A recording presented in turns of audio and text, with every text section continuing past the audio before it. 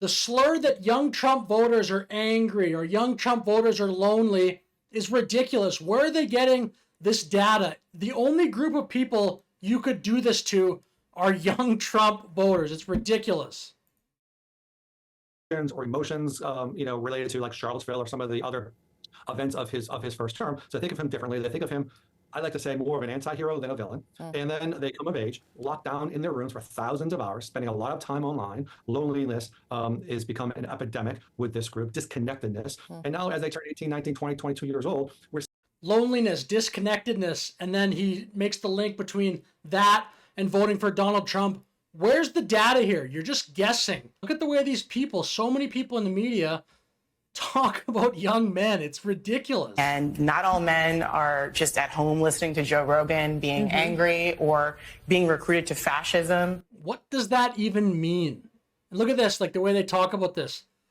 They're just over it. How Donald Trump converted male frustration into a movement, Politico. I mean, mainstream publications, they get no pushback for this. I'll bring up some examples in a second of other groups of people you at least get pushback. They're pro-American and here for the party. It's just like a subtle way. Like, I don't know if it's the biggest slander to call them, oh, they're just bros, but I consider at least a little bit of a shrug. Like, I'll shrug off like, oh, whatever. Andrew Schultz recently compared this to if you call black people ghetto. But I think they use the term bro to like be a little bit to undermine the audience a little bit. Like it's like their version of calling like your fan base ghetto. Yeah, urban.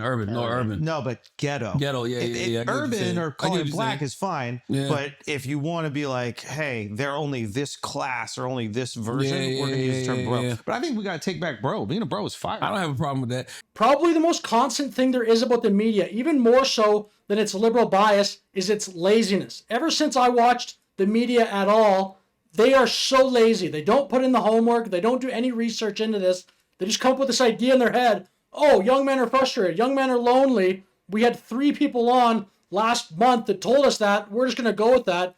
Maybe men are voting for Trump in this case because they think he'll be better on economy, better on immigration, just like a whole bunch of other people vote for him. Is that not a possibility? And here's another one. Why do these people say this like it's just a fact? You can't read news on Facebook anymore. Canada's a pretty crappy place to be a young person right now, so people are pissed off. And pissed off people vote for Trump. Based on what? You have to come up with some evidence for that statement. You're just saying that.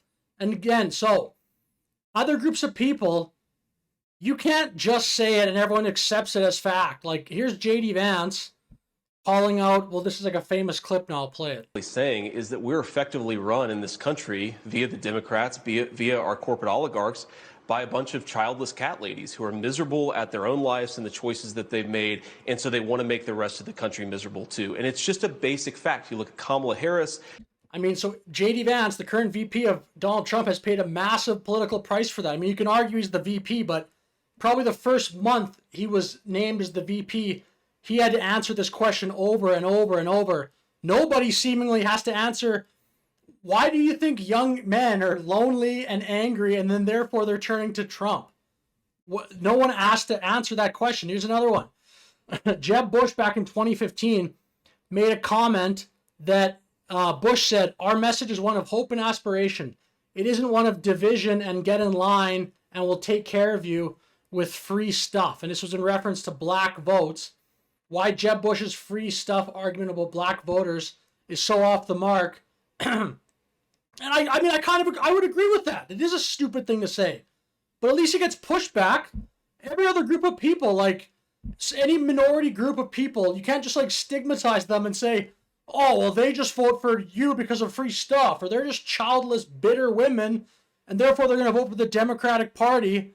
Those are just statements that you'll get pushback from. Apparently, though, here this guy does a long video with... I'll just watch this. Stop is a canvassing event with a group of young Republicans. Where he just meets up with the Republicans. Look at the name of this video. It's Trump's Angry Men. Can Harris win over white dudes? So he just does this 11-minute video with these dudes. He goes around with them. At the end, just the title. It's just 3 days ago from The Guardian. Trump's angry men. So it's very interesting to me how you can just say this and get essentially no pushback. I mean, me, I guess I have like 2,000 subscribers. I don't know. Let me know in the comments what you think about this. But either way, thanks for watching this video. Have a great day.